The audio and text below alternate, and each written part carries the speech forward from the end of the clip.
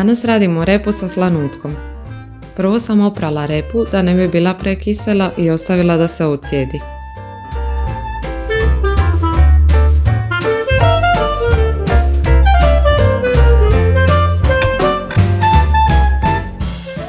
Narezala sam 2 režnja češnjaka,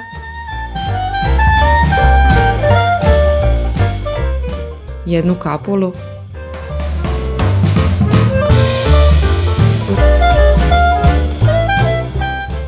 ...300 g dimljene pečenice,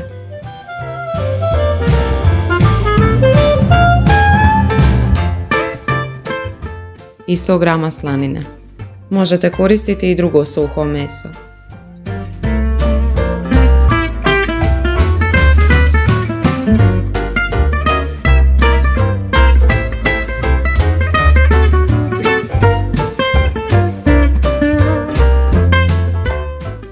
Na jednoj žličici masti sam popržila kapulu i slaninu i na kraju dodala češnjak.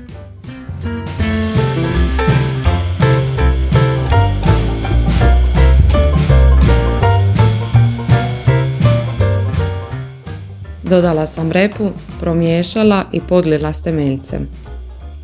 Možete podliti i s vodom.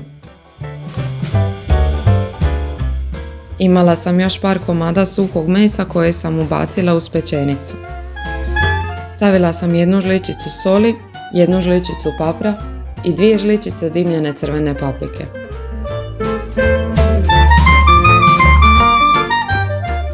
Repu sam kuhala 40 minuta. Nakon toga sam dodala 300 g slanutka i kuhala još 10-15 minuta.